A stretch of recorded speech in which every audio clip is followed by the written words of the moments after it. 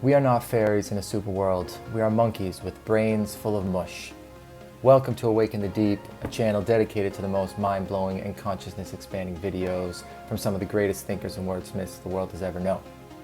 So many of us are watching this great content alone, in our own worlds, stuck between our own headphones. So the Plus One series is an answer to that. I am your Plus One, a friend, a comrade, a fellow explorer, joining you on these poetic and lyrical journeys to the deep. So let us join Terence Mckenna on Is Reality Really Real? I'm sure some of you have heard me recall the situation where Wittgenstein was raving about something, and one of his students said, "But is it the truth?" And he said, "Well, it's true enough." And this is really means a great divide has been crossed when you can say that, because it means you understand now that you are no longer a fairy in a platonic super world, but that you are actually a monkey with a brain full of mush trying to sort out, what's right in front of you. True enough is what we should probably rest with. It's amazing to me. I mean, if you were to meet a termite who stated that his or her goal in life was the perfect modeling of the cosmos, you would think it was quite a comic undertaking. And yet, how different are we that we should presume to more than a shadow of the truth. Well then, finally, or I don't know finally, but completing my laundry list here, linguistic truth, or the truth of language and the illusions that language weaves, because someone quite intelligent said language was invented so that people could lie. In other words, it gives you that fudge factor of obfuscation where someone says, why did you do that? Well, the best approach is, I didn't do that.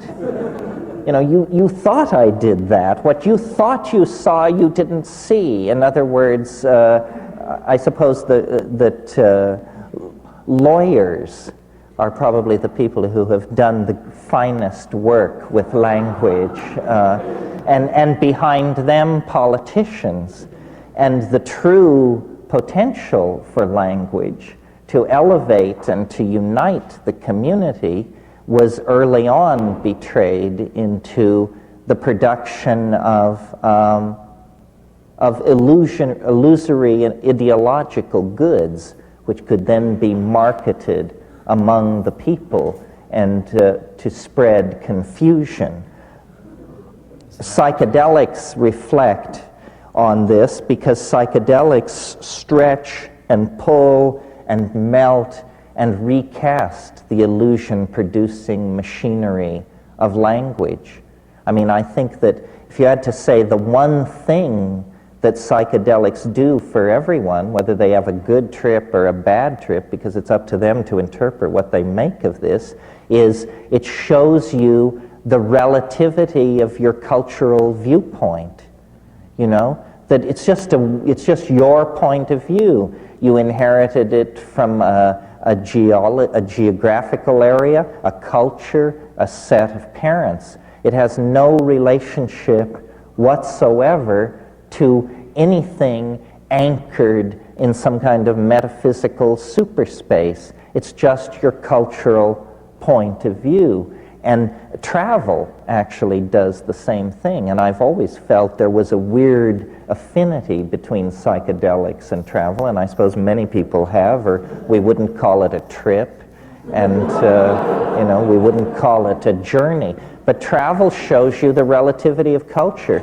And what's really happening when you travel, you see, is you're moving from one language domain to another. We don't think of it that way, but that is in fact what is happening. You can never see the Amazon jungle if you keep intact the bubble of linguistic assumptions of the place you started out from. Every place will withhold its secrets from you. I learned this in the Amazon because the first time I went, I had virtually no botany. And to me, the jungle was green. That's what it was. And it was many shades of green, and it was beautiful, and it was this and that, but it was basically green. The second time I went, I was with a lot of botanists. And within days, you learn the families. That's how they do it. With the same taxonomy I'm here applying to illusion was really developed to describe plants and animals. So you learn the families, the plants with square stems, the plants with the opposed leaves, the plants with the particular flower structure. Once you know families, then you have a linguistic wedge in. But the corrupting or curious thing about language is that, like all tools, it shapes its user in ways that are not suspected until it's too late.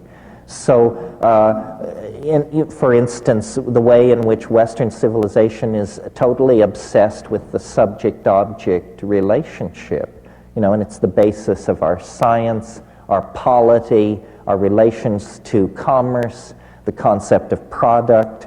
All of these things come out of the subject-object relationship, which is an aspect of language. So I point all this out because in talking about my new book, somebody said that I had gone too far. And I was amused because it implied, from what? It's not like there is a King's X where graybeards in white coats tend the sacred vestal fires of reality. There is no reality. There are only people who know this, and people who don't know this and are therefore being manipulated by the people who do know it. This is true, or true enough. So many points and interesting one-liners and quotes from that clip. One of the more well-known one is, of course, language was invented so people can lie. An interesting concept to think about. But one point that I thought is reasonable to flag in this current state of affairs that the world seems to find itself in was the quote that it's just your point of view, or the concept that it's just your point of view. I would like to use this opportunity to ask you how that makes you feel. What do you think about that? How do you think people's personal points of views and how they consider that to be the absolute truth has affected the world, or is affecting the world that we live in today? I'd be super curious to hear your thoughts on that proposed question, as well as this concept here. I'm open for ideas or feedback in the comments below. Thank you very much for watching, and good luck on your journeys to the deep.